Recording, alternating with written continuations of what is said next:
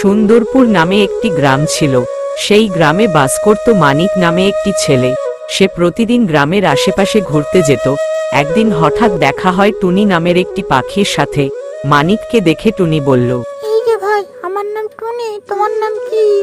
আমার নাম মানিক, আমি এই গ্রামেই থাকি। তোমাদের গ্রামটা খুব সুন্দর।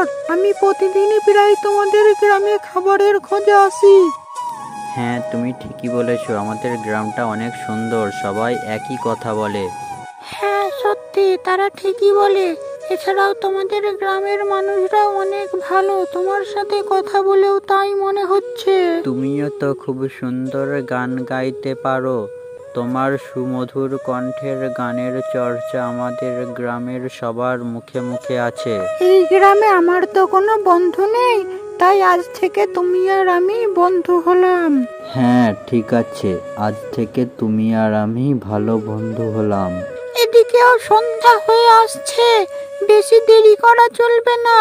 আমাকে খাবার নিয়ে বাসায় পৌঁছাতে হবে। কালকে আবার দেখা হবে। ভালো থেকো বন্ধু।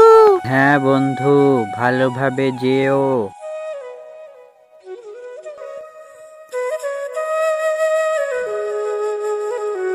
পরের দিন সকালে টুনি মানিকের বাড়ির সামনে মধুর সুরে গান গেয়ে মানিককে ঘুম থেকে তুলল। হ্যাঁ বন্ধু, বন্ধু ওঠো, ও বন্ধু ওঠো। মানিক, কে এত সকাল সকাল হাঁকডাক করছে? শুনে তো মনে হচ্ছে টুনির গলার শব্দ। মনে হচ্ছে টুনি এসেছে। যাই বাইরে গিয়ে দেখি। এই যে বন্ধু মানিক, এত বেলা পর্যন্ত ঘুমাও কেমন করে? আমরা তো সেই সকাল সকাল ঘুম থেকে উঠে পড়ি। এত বেলা পর্যন্ত ঘুমালে সকালে প্রাকৃতিক দৃশ্য তুমি দেখবে কেমন করে? তুমি তো উড়তে পারো, তাই প্রকৃতির সৌন্দর্য অনেক কাছ থেকে দেখতে পাও। আমি যদি তোমার মতো উড়তে পারতাম, তোমার মতো প্রাকৃতিক সৌন্দর্য অনেক কাছ থেকে দেখতে পেতাম। আচ্ছা, তার মানে তুমি উড়তে চাইছো? ঠিক আছে, আজকে বিকালে তৈরি থেকো, তোমাকে নিয়ে উড়তে যাব।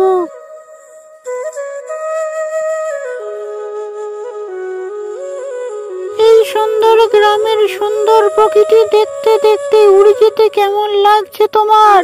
ভয় করছে না তো বন্ধু? এইভাবে উড়ে যেতে ভীষণ ভয় করছে। তুমি সাথে আছো বলে অনেক সাহস পাচ্ছি।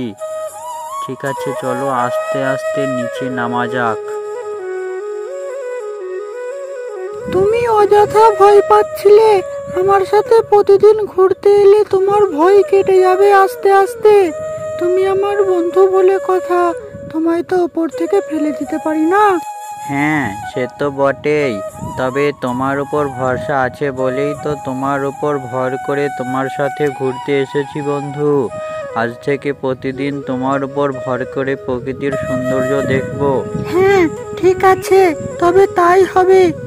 এখন গ্রামের আশপাশটা একটু ঘুরে দেখি। এরকম আবহাওয়া তো আর প্রতিদিন থাকে না। সন্ধ্যা হতে আর বেশি দেরি নেই। ছেলেটা যে প্রত্যেক দিন কোথায় যায় না বলে কে জানে। সবই তো জানো, আমাদের মানিক প্রকৃতিকে খুব ভালোবাসে, তাই প্রকৃতির সৌন্দর্য দেখার জন্য সকাল বিকাল এদিক ওদিক ঘুরে বেড়ায়। আরে চিন্তা করো না, এক্ষুনি বাড়ি ফিরলো বলে কথা। তুমি দেখছো তো প্রত্যেকটা দিন বন্য পশুদের উপদ্রব বেড়েই চলেছে। আমার খুব চিন্তা হচ্ছে। যাই বাইরে গিয়ে একটু দেখি কোথায় গেল। এই যে মানিক, কোথায় ছিলে? সন্ধ্যা হয়ে গেছে, তুমি বাড়ি ফিরতে এত দেরি করছো কেন? তুমি তো জানো দেরি হলে আমরা বাড়িতে অনেক চিন্তা করি। দিন দিন বন্য পশুদের উপদ্রব বেড়েই চলেছে। বেশিক্ষণ বাইরে থাকা নিরাপদ নয়। না মা, আমরা বেশি দূর যাইনি, গ্রামের আশেপাশেই ছিলাম। জানো মা, এর নাম টুনি, এ আমার খুব ভালো বন্ধু। আমরা দুজনে আজকে বিকাল থেকে সন্ধ্যা পর্যন্ত ঘুরলাম। হ্যাঁ, আজকে একটু বেশি ঘোরাঘুরি হয়ে গেছে। আমাকেও বাসায় ফিরতে হবে। এত দেরি করে বাড়ি ফেরা আমাদের উচিত হয়নি।